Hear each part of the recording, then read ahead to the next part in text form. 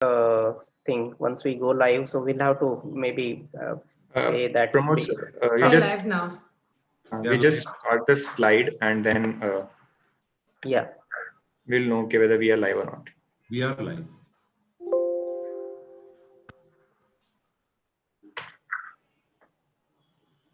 That slide is.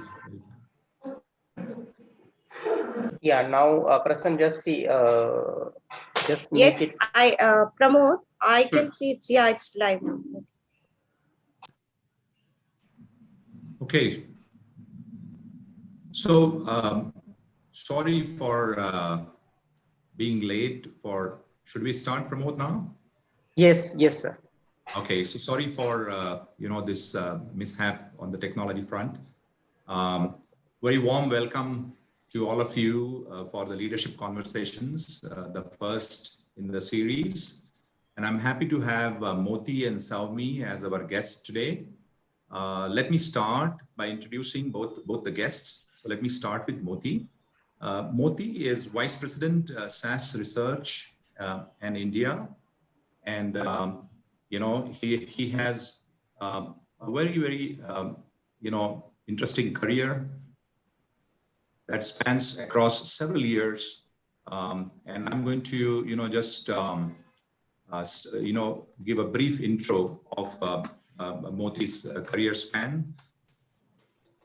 So his experience is in engineering, management, and leadership at major product management companies in USA and India. His expertise is in designing, analyzing, and enhancing complex, high-performance, scalable software products. Moti himself has developed significant intellectual property, research prototypes, published papers, and has 4 US patents. He is MS in Com Science from Tulane University, USA, and a BTech in electrical engineering from IIT Delhi. Very happy to have you, Moti, as one of our guests in today's event. Thank you, Vibhas, for that most generous introduction. Thank you. I must say that it is a pleasure to be in conversation with you on the topic of leadership this morning. Likewise, Moti. Our second guest is Saumi Alphonse. Saumi is Director and Head Human Resources for SaaS R&D India. Keen advocate for change and innovation for building great workplaces. Saumi Alphonse has a career span of over 26 years across manufacturing, IT services, and IT product organizations. Her specialization includes HR strategy and execution, talent acquisition, workplace transformation, and organization development. Saumi is amongst the top 50 inspiring HR leaders in India, felicitated by the Economic Times in 2016. And other felicitations include those from IMED and the Indira Group of Institutes for her leadership in the industry. Very happy to have you, Saumi, on the conversation event that we have today here. Thanks for having us, Vibhas. Look forward to the conversation. Thanks, Saumi. And now let me also briefly introduce SaaS. SaaS is leader in business analytics. Through innovative analytics, business intelligence, and data management software and services, SaaS helps customers at more than 80,000 sites make better decisions faster. SaaS R&D India is a wholly owned subsidiary of SaaS Inc. USA and is a key development center for R&D of products and solutions for SaaS. In 2020, SaaS R&D India was ranked #1 again in the India's top 50 great mid-sized workplaces list by Great Place to Work Institute. This is the second consecutive year that SaaS R&D India is ranked as #1 on the list of mid-sized companies, and the 4th consecutive year in the top 10, and is recognized by its employees as an organization that promotes trust, pride, and camaraderie. Before I start asking a few questions to Saumi and Moti, let's get a glimpse of what SaaS does through a small video clip.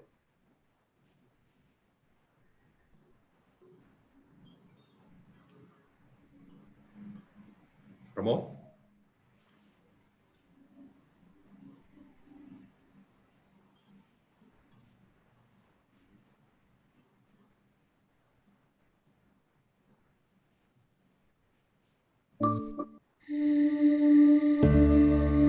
It starts with a question. pinhole of light in the darkness. A spark, a revelation. Daring us to wonder, what if?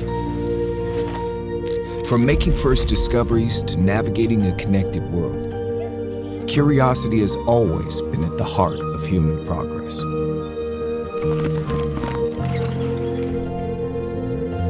Add limitless information, and innovation is inevitable. Because analytics empower and inspire those who ask questions. To transform a world of data into a world of intelligence. To turn curiosity into capability. Together, we're creating a better world through analytics.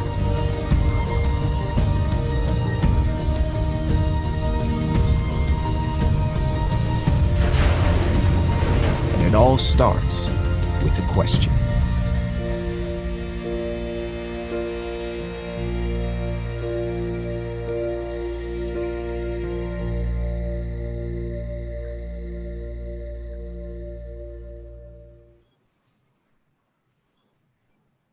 Amazing, amazing. And I think that's a beautiful thought, that it all starts with a question, be it innovation, be it leadership. Questions are the powerful start where curiosity generates and leads to innovation, right? So amazing video. Thank you very much for sharing that, Pramod. So let's start with our questions and understanding from our leaders, their insights into what has worked for them in the leadership space. So the first question I'm going to request Moti to respond. So Moti, what is leadership in the SaaS context? If you can share your insights on that, please. Sure, Vibhas. I think this is a question that many people have belabored over, and I'll just give you my thoughts on it. And to me, leadership is defining direction and influencing people to move in that direction. But perhaps most importantly, all the while enabling their personal and professional fulfillment. There has to be a good purpose to the leadership. To accomplish this, leaders at SaaS focus on communication, collaboration, and accountability. We build a common vocabulary for communication by emphasizing and exemplifying our company values of curious, passionate, authentic, and accountable. Every one of our town hall meetings starts with a segment describing how a sample of our employees personifies one of their values in their work. Collaboration, of course, is key to the work we do, building enterprise software products. So leaders have to role model and encourage collaboration in their teams and across teams. And leaders at SaaS take full accountability for the performance of our teams. The way we look at it, accountable translates to we are responsible, we do things right, and we exceed expectations. I like to tie the accountable aspect to something integral to Indian philosophy, the teachings of the Bhagavad Gita, which essentially says you must perform your prescribed duty without expectations or attachment to the fruits of your actions. Focus on the task at hand, do what is right, and don't let your actions be swayed by the outcomes. So communication and collaboration to define direction and influence people to move in that direction, and accountability to enable people's personal and professional fulfillment. That is what defines leadership at SaaS. Great. Thanks a lot, Moti. And accountability, of course, is critical for any organization's success. And I think the role modeling for that behavior needs to start from the top. Not only from the top, but across the levels of leadership. So I think that's great collaboration, communication, and accountability in leadership. So thank you very much for those insights, Moti. Now I'm going to ask the next question to Saumi. What are some of the unique differentiators in your leadership team that help you to be a top great workplace in India? Well, Vibhas, that's a good starter question and a very difficult one, but I'll try to answer of whatever I think of as unique differentiators. First of all, we say very clearly and with pride, we have no managers. Mhm. We have leaders and we have coaches. And we believe that over the years, we have hired competent and intelligent employees who want to be led, not managed. Okay. So, right from day one, it is instilled in our talent that they are the owners, designers, and architects of their own career development. So, the role of SaaS leaders is actually to create conditions that allow great performance to take place. This means lead more and manage less. So, a leader's job is to show the direction and vision, coach, and remove the barriers that come up in people's path to excellence. This clarity is extremely helpful in SaaS.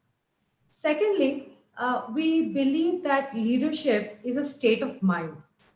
We believe that to retain ourselves as leaders in business analytics, we require an organization that is a collection of leaders.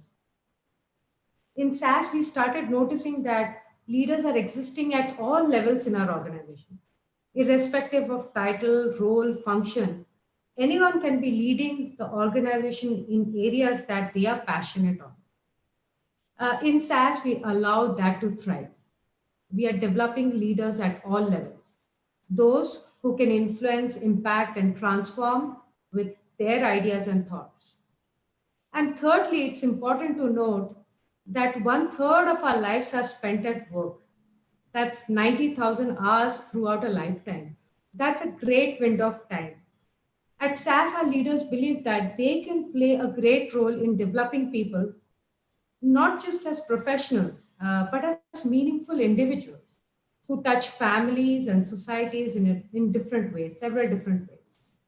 And that's extremely fulfilling for our role, for leaders as a role. So those are the three things, if you ask me, are the differentiators that we have created so far in SaaS. Yeah, yeah, great insights, Soumi. And I think what you highlighted, leadership at all levels, is really a very unique thought process. And I think because many times people think leadership flows from the top, but leaders at all levels means accountability that Moti talked about, and the feeling of being leader in my own place and in my own context of my job. I think that makes the organization scalable, really. So Absolutely. Thanks a lot, Soumi, for those insights. Yeah. And the next question I'm going to address to Moti and Soumi both. So I'll go to Moti first. So Moti, now you have leaders for the current times, but we also need to build leaders for the future, right? What is going to come in the coming years. So how do you develop leadership for your current needs as well as for your future business needs? How do you do that? I think that is something that is special at SaaS. Okay. And our resolve at SaaS is to be a player in the infinite game. Okay. The infinite game is a metaphor, really, for a business philosophy. And the game has no fixed beginning, it has no fixed end, and no set rules. It is played for the purpose of just continuing the play. New players join at any time, and the rules can change at any time. Mm-hmm. So in this context, what is important is not that we have the maximum number of tokens in a particular year, but that we sustain the organization to continue playing the game. And therefore, the imperative for our leaders is to prioritize long-term sustainability over short-term gains. Another aspect that comes from this philosophy is that we recognize that there's always room to improve and get better at playing the infinite game because it is forever changing. That's why we say curiosity is our code at SaaS. We nurture the growth mindset, being relentless problem solvers, unafraid to challenge assumptions by being creative and forward-thinking. So that leads us to the mantra, which is continuous improvement at SaaS. A recent example is our ongoing transformation into a cloud-native company, one of several in the company's history. In the current environment, we are using cloud-based training programs to upskill the entire company across global locations with the same consistent content. It is the very first initiative of its kind that spans our entire company, leveraging the anytime, anyplace access model of the cloud and the remote working arrangement that the current pandemic has forced upon us. So long-term sustainability and continuous improvements are the two fundamentals that we inculcate in our leaders to prepare them for current and future business needs. Okay. Great, Moti. Thanks a lot for that sharing. And I think the same question, Soumi, what are your perspectives for the same question that Moti talked about? Okay. Developing leadership is an intensive effort for us, Vibhas. It includes a good mix of internal and external leaders. So from an internal leadership perspective, it's important to notice the leadership competencies early on. Okay. Once we hire them for the role, there's an extensive 9 months program that our leaders go through, which encompasses all leadership concepts and practices that SaaS leadership embraces. Several internal facilitators contribute to imparting training and mentoring to the new leaders. At the end of 9 months, when the new leader has applied all new learnings on the job, our department leader reaches out to each team member to understand their experiences with the new leader. We call this looking glass. Department manager shares the looking glass summary with the new leader. Okay. And through this summary, the new leader verifies what's working well, what can be enhanced further. Leadership exchange held within the company allows complete leadership team to come together once a year to acquire specific skills from experts. It means that the complete leadership team understands the framework, application, and speaks the same language. It's an annual leadership forum that allows leaders to share stories of their application across functions. This ensures that the application of new knowledge is consistent across the center. Another flagship program, we call it the Emerging Leaders Program, focuses on grooming talent early on for leadership position. This is a 1.5 years long curriculum for building leaders in SaaS. Our external succession plan focuses on the hunt for leaders in the external world and builds ongoing relations with suitable leadership candidates. Here, our aim is to spot external leadership talent early on and build an employer brand connect early on. Another forum of developing leaders is look into our Great Places to Work annual survey of employees. That opens up several avenues for our leaders to learn and improve from. The action plans prepared by our leaders based on this data open up new paths for learning and environment. So those are very strategic initiatives of SaaS to develop leadership, and we feel that they're very crucial for us to be an inspiring workplace. Yeah, thanks, Soumi. So this is a lot of effort, Yes. that is directed towards building leadership. You mentioned 9 months, for one program, and then 1.5 years for your emerging leaders. There's a lot of investment that is made in the development of leadership, and I'm sure SaaS is always ready with number of leaders across levels because of this significant investment on an ongoing basis. Thank you so much, Soumi, for sharing that. The next question I'm going to direct again to both Moti and Soumi, and Moti, coming to you first. Now we hear a lot of leadership models and a lot of leadership that happens in different times. Leading in VUCA world, leading in disruptive times.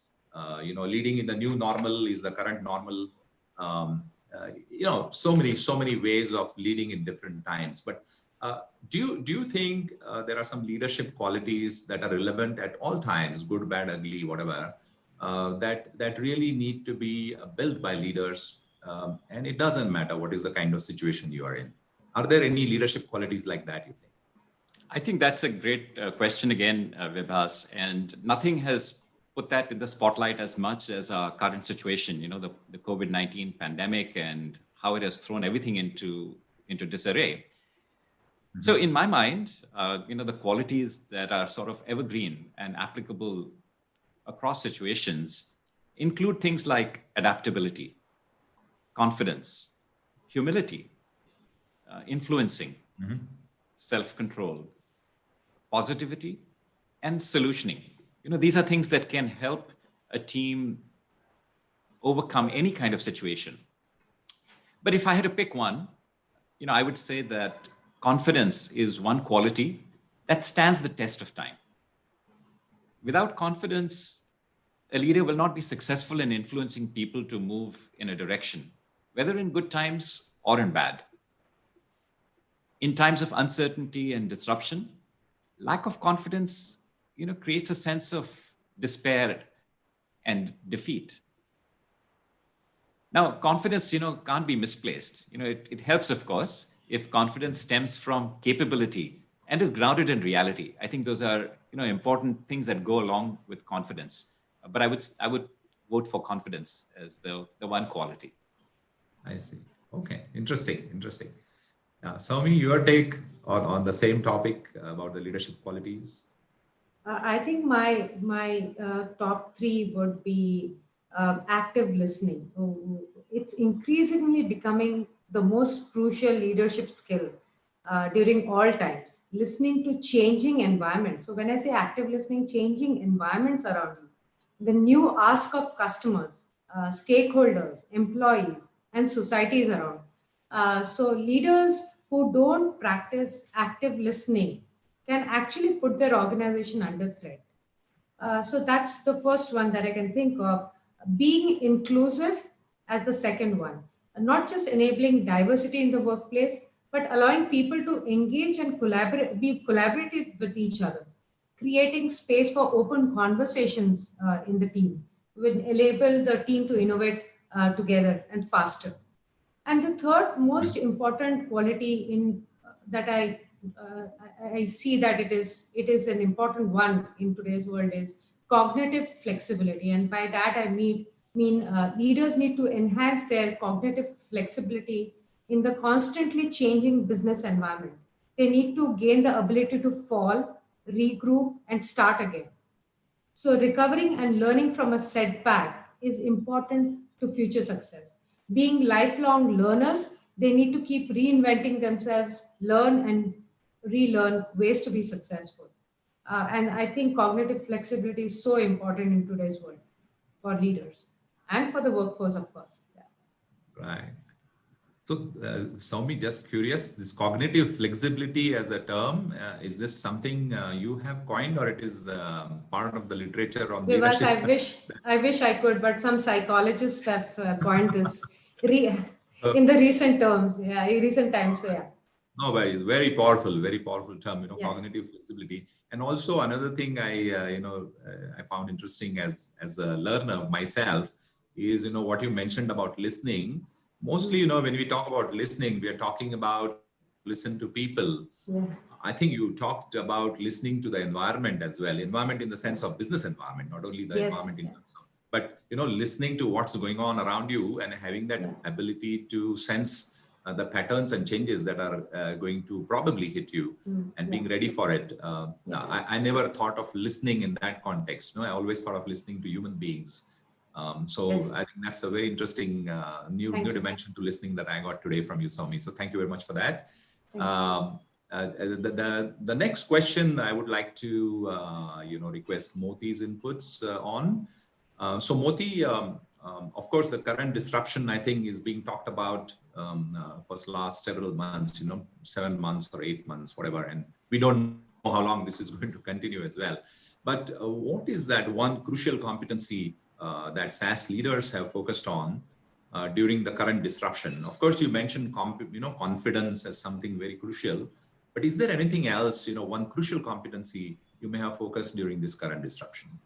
So, Vibhas, earlier on, I said that curiosity is our code at SaaS. And it's no wonder that you are exhibiting that, because you just said you're curious, when Soumi was talking about cognitive flexibility. So we know why you are a great leader and why you are at Pragati Leadership. But I think, curiosity, which is one of our values, guides us to be relentless problem solvers, unafraid to challenge assumptions by being creative and forward thinking. And this value, this leads us to things like adaptability and solutioning, both of which are derivatives of being curious, right? Both of these are derivatives of being problem solvers. And I think they have greatest applicability in a time when so much is unknown, when we are discovering slowly more about the contagion and how we can deal with it. So, we have applied adaptability to the need for social distancing, to the deterioration in the outlook for our traditional businesses, and to new business opportunities that have arisen because of the pandemic. So there have been opportunities as well in this pandemic.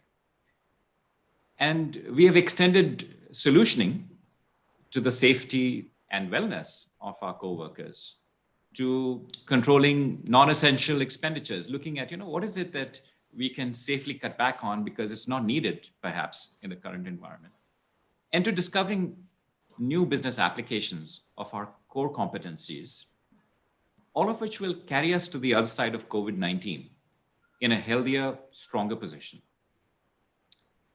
So we transitioned smoothly to a work from home arrangement by enhancing our network infrastructure and allocating laptops to those who needed them, much as many other companies have done. And in our product space, an example that I'm happy to share with you is something from our retail solutions team. So we developed a demand sensing capability to help retail companies identify rapidly changing patterns in demand arising from social media streams as people become more aware of what is working and what is not working, what is needed and not needed. They're changing their purchasing habits, they're changing their purchasing patterns, which all helps them deal with the pandemic situation, helps them deal with the infection, helps them deal with, maybe preventive measures, or fill certain needs that have risen at homes. And this has helped our retail customers, the retail organizations that sell to people, manage supply chains and inventories for maximum efficiency. So this has been something that we've been able to contribute to our customers and ultimately to benefit consumers all over the world. So I think those are the two things: adaptability and solutioning that we've been able to apply for maximum effect. And curiosity, I think you mentioned curiosity as well. Yes. So these, I feel, thanks a lot, Moti, for those insights, because I think,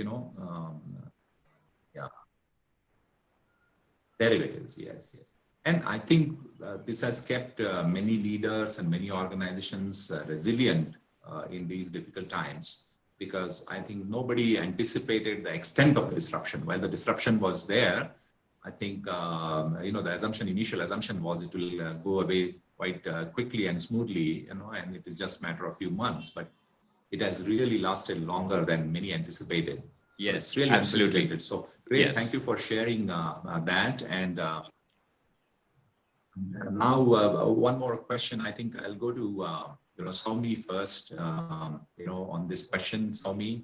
So for the leadership community in SaaS, what have been the learnings from the failures or challenges of the past years? What is the learning from the failures and challenges? We learn from the successes as well, but here let's look at what did we learn from our failures or challenges. Soumi, to you. Yeah, well, SaaS R&D unit is a center full of technical specialists. So we are a workplace comprising of technical specialists, and they have grown in their technical careers. So when we hire them as leaders, we have a big task at hand. They may not have gone through formal management education. So it takes a while for us to instill a leadership way. And we have sometimes failed in getting the right leaders in place in the past. We realized that some leaders exhibited a strong bias towards people exhibiting their own behaviors. They hired people who think, talk, and act like them. We noticed a kind of cloning of talent. In the past, some teams have felt that they wanted more inclusivity. That affected the way people perceived about SaaS. We wanted to correct that. We had to train our leaders to think diverse, leverage diversity, and build inclusive teams. Recently, we have also released our online training on diversity for the complete workforce. So, in summary, we learned on the way that the best individual specialist may not always be the best leader. Leadership is completely a different ballgame. And as Maxwell said, leaders become great not because of their power, but because of their ability to empower others. So in SaaS, leaders are very clear. They walk in every day. They really walk in every day to make their team members exceptional. Who will finally sustain us in the infinite game that Moti mentioned? Great. That's one big learning for us. Great, Swami. Thank you so much. Thank you so much for sharing that. Moti, your perspective on the same? Vibhas, when people think about SaaS, it's very typical for them to associate SaaS with a great place to work. Mm-hmm. And at SaaS, it's almost an unstated expectation that all subsidiary companies will follow in the steps of our parent organization that is ranked as a great place to work in the US every year since the results of the study were first released, I think, back in 1998. So 22 plus years, I think. And it is seen as an independent validation of our practices, not an end in itself. It's not that we crave the ranking, but it's good to have that independent validation. So in India, when we did not rank amongst India's great workplaces, and that was about, I think, 6 years ago, it became the trigger for introspection and exploration. Okay. We realized that, creating a great workplace is a continuous effort. It's a journey, an ongoing journey that involves all of our employees. And we also came to the unanimous belief that to achieve our objective, every single employee in the organization must truly feel that they work for a great workplace. Now, we did not set a timeline to achieve a ranking, right? Because I said it's not an end in itself. We did not consciously aim to be number one on the list. And when I look back, I see that our actions were all guided by the long view, that over the years, our efforts would add up to create the exceptional employee experiences that are a part of any great workplace. So each improvement we make is a sustainable improvement that we can carry forward as part of the organizational makeup, not a one-time boost to sentiment. Okay. And we're very proud to be able to say that over the last 4 years, the results, number 6 in 2017, number 3 in 2018, number 1 in 2019, and number 1 again in 2020, are a great testament to this approach. Okay. So feel good about that learning. Great. So initially, I think you mentioned that, you did not figure in the list 6 years back. Yes. And I think while worldwide, SaaS is known as a great place to work at, in India, not getting it must have been, kind of a surprise. And sometimes, we assume that things will go, well. And I think that kind of must have challenged all of you to get, into introspection. And I think that's a great thing that you learn from Indeed. what did not go well. Yes. And I think now, last 2 years, you have really come to number one. But I think the challenge now will be to stay at number one. And, absolutely. Yes, expectations are much higher now. Yeah, because now the expectations are there. And yes. But that's what, the challenges are there for the leaders to take on. So and Moti and Soumi, lovely talking to both of you, and you have really shared beautiful insights on leadership practices at SaaS, and to some specific questions that we had chosen as areas to look at. And we are extremely grateful to both of you for the sharing. And I think time is now to throw it open, to the audience. And if there are questions from the audience, Prasann from Pragati Leadership Team can start addressing those questions to either both of you or whoever the audience wants to address it to. Yeah. So Prasann, are we ready with some questions? Are there some questions? Yeah. Thank you so much. Thank you so much, Vibhas. We are getting some questions over on our YouTube platform. Okay. So first question I would like to ask both first Moti and then Soumi. The question is how leaders at SAS influence the culture at SAS, especially making it more inclusive. So, I referred briefly to our values, and our values are really the backbone, the bedrock of our culture. Our values guide us in our actions in all situations, and they form our culture. So, accountable, authentic, curious, and passionate, these are the qualities that we try to build in our people. And together with a common vocabulary and a common understanding of what we can expect from our colleagues and what they expect from us is how we build this culture. And, sometimes people build a collection of values with just the words. But I think, as I tried to illustrate, we give meaning to these values. So when we say accountable, we say we are responsible, we do things right, and we exceed what's expected. So there's that special meaning that we try to inject in what we do. And of course, the very nature of our work is inclusive. We build software products, enterprise software products. That's a team activity.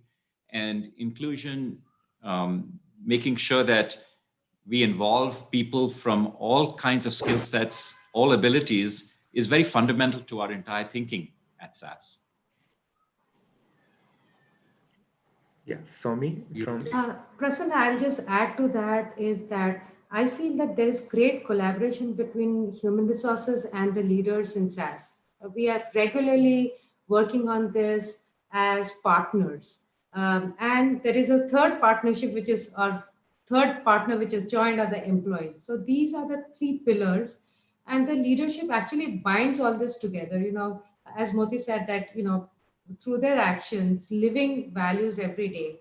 And they have the support of human resources team to provide them inputs of how they can improve their communication, collaboration with the team. But I must say that they are encouraging employees also to exhibit culture amongst them. Finally, when a new joiner joins, a new employee joins, they see the employees around themselves to see what is culture, right? So every employee in the company has to portray culture. So the leaders are imbibing that in employees, and I'm so happy that employees live these values and live our culture every day in SAS. So that's the role that leaders are playing. Okay, yeah. Okay, so we have another wonderful question, which is, being in R&D, SAS builds an innovative culture, innovation culture. So there is going to be definitely a failed experiments also. So how do you deal with those experiments? So yeah, first Soumi, yeah, and I'd like to. That's a great question. How do we deal with failed experiments?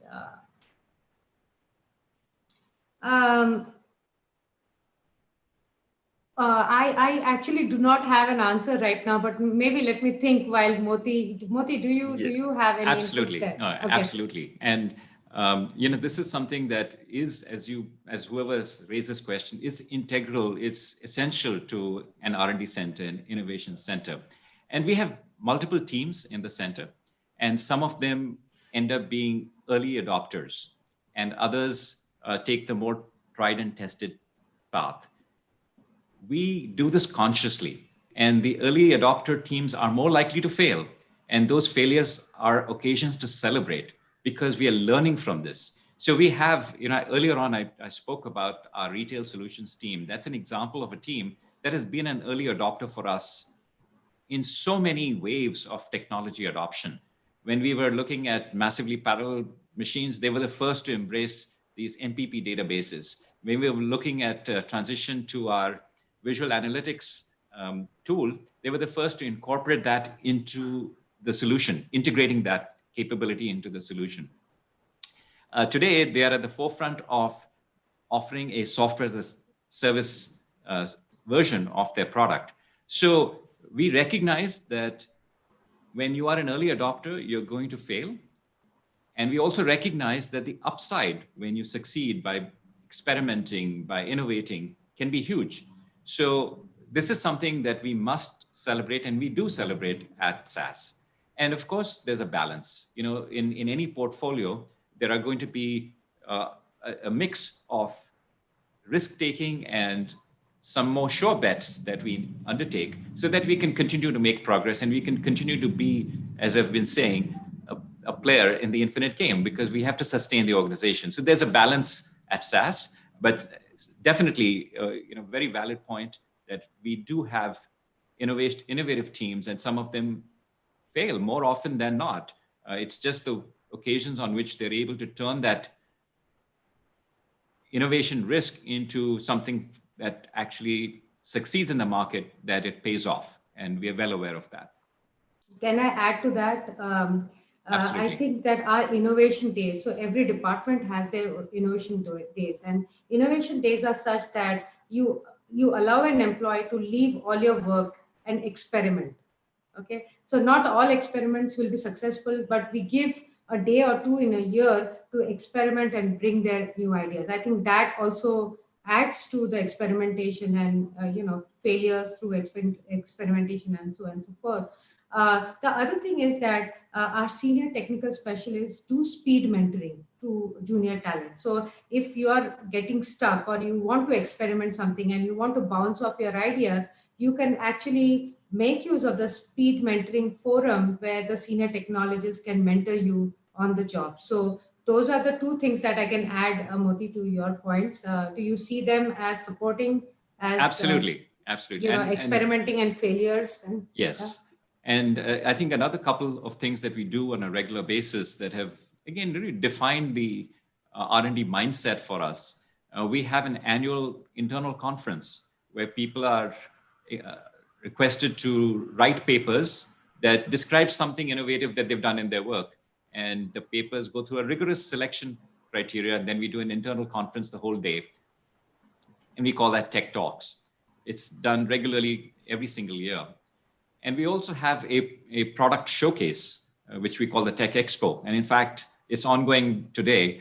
And it's a great opportunity for all of our teams to learn from each other. There's so much happening inside our company, and each team is able to showcase what they do, and others learn from the wonderful experiments and innovative ideas that we're trying to put into practice. And one of the things that we encourage is we tell people, these are 2 days in the year when you're free to say to your manager or to your team that, okay, I'm not going to be able to work on whatever task that might be on the table, but I'm going to devote this time to learning from my colleagues. And that's a well understood kind of activity at SAS. Great. Does that answer your question, Prasanna? Yeah, I hope the answer is redirected to the audience, so the person might have got the answer. So there's another one. So in terms of leadership perspective, in the past 7 months, what have been your learnings personally? I would like, this is the question which we have received. So Moti, I would like to answer, like you to answer first. So it's more of a realization, I would say, than a learning. I would say that the realization is that, number one, we see our accountability value playing out in life, because in this new way of working remotely, working with less physical contact, it's a whole new effort at making sure that we deliver on our roadmaps, that we are able to meet our commitments to customers and to the company. And I have to say that I believe that this internalization of our values is what has made us effective in this new way of working. The other thing, of course, and this is something, and I think a lot of people think I'm old-fashioned when I say this, but I'll go ahead and say this. This work from home thing has never really struck me as being the ideal environment. And I feel that a lot of people are now coming around to that view that it's very difficult to operate remotely.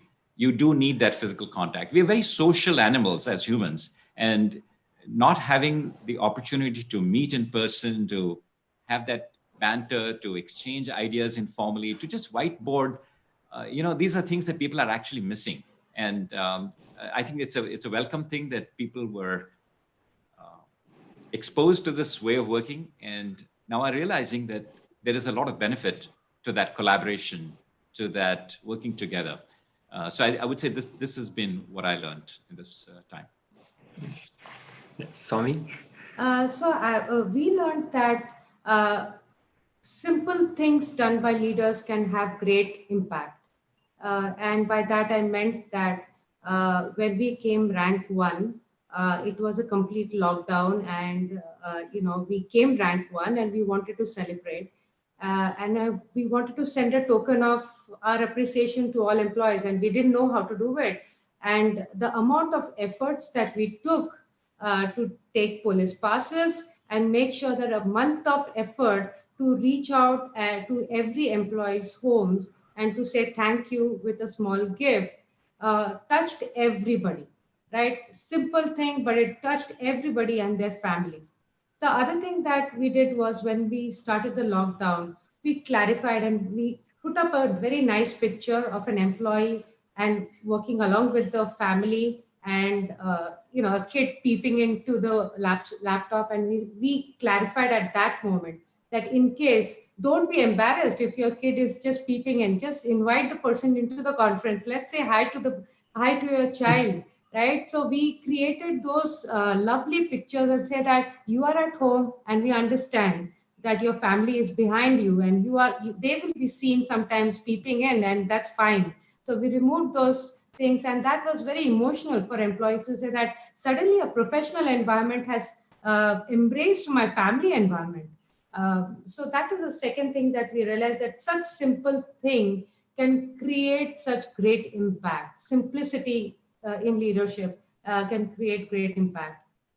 And I also remember when I set up a web call with the insurance head of Pune, and we clarified questions on insurance, and we talked about additional COVID cover to our employees. Although the charges were taken by the employees, but they just loved it. They loved the care that you are thinking about employees and you are facilitating that insurance for employees. So that was again very well appreciated. So I felt my learning is people require simple love and care from their leaders, from their organization, to believe in the organization.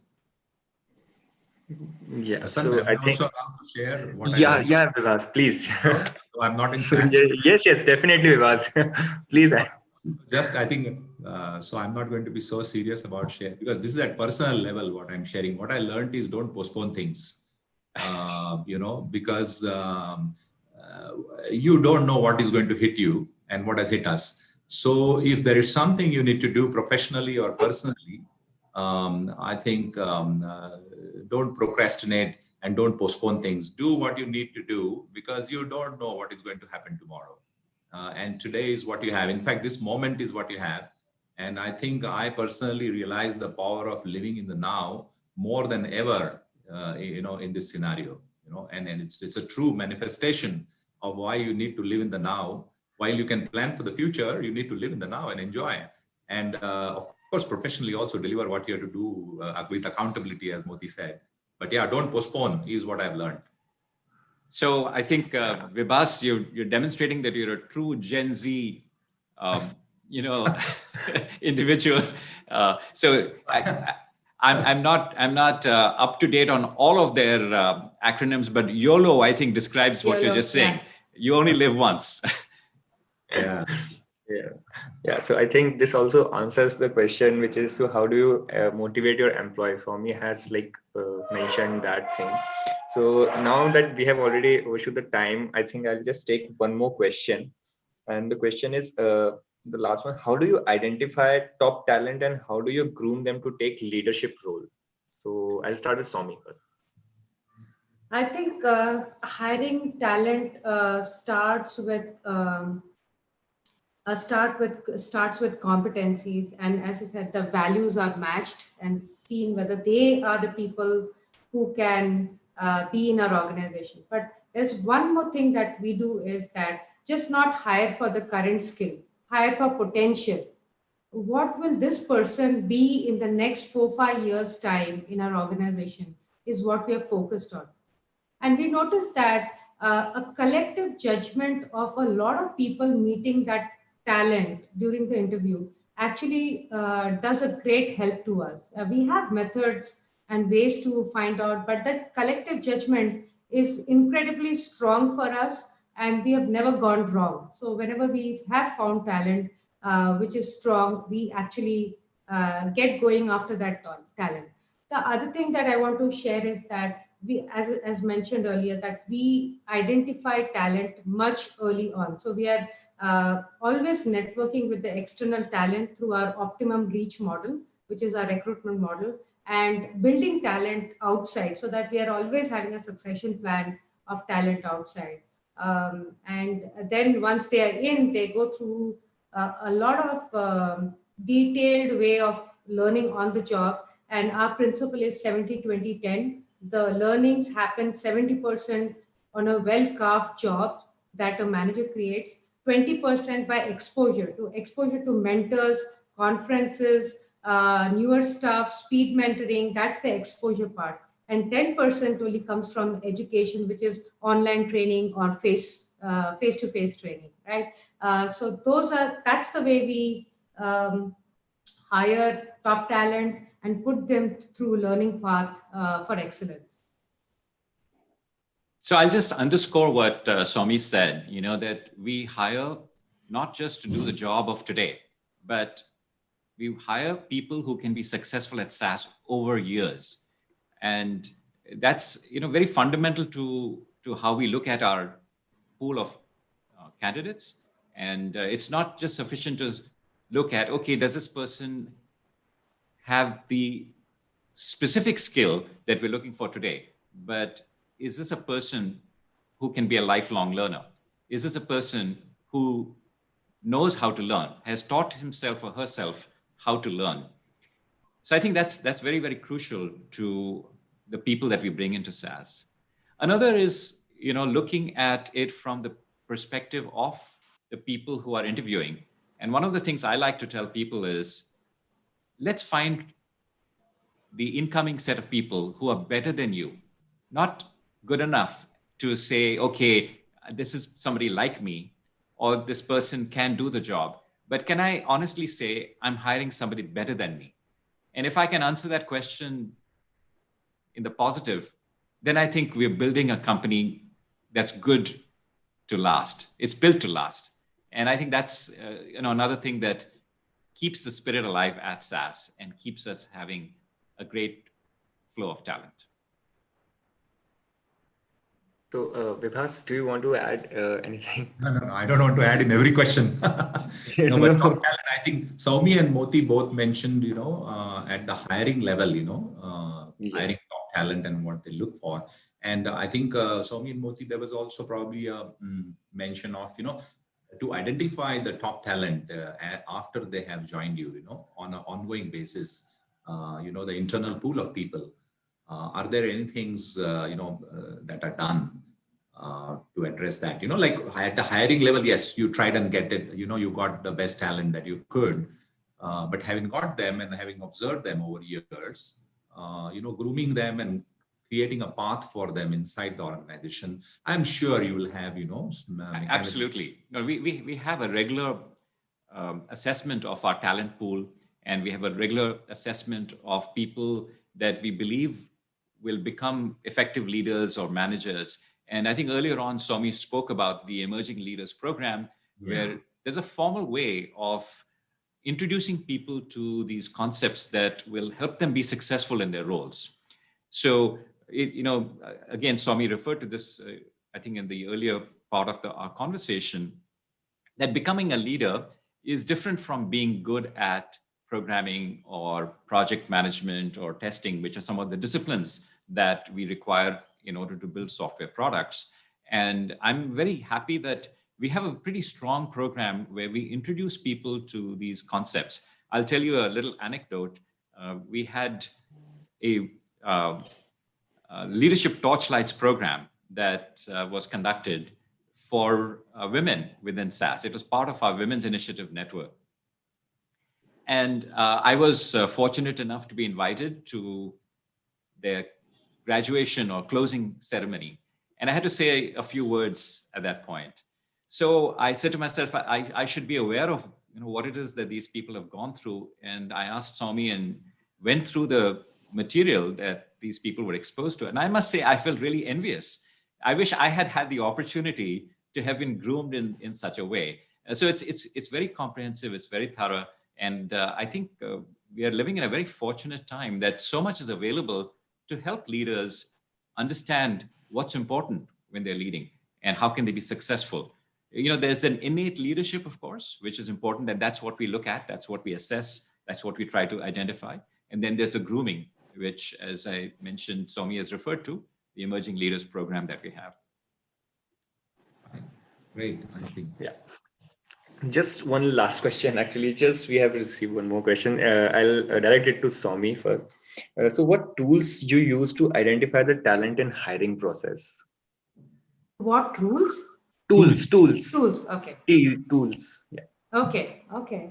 So you meant hiring leaders or hiring just talent?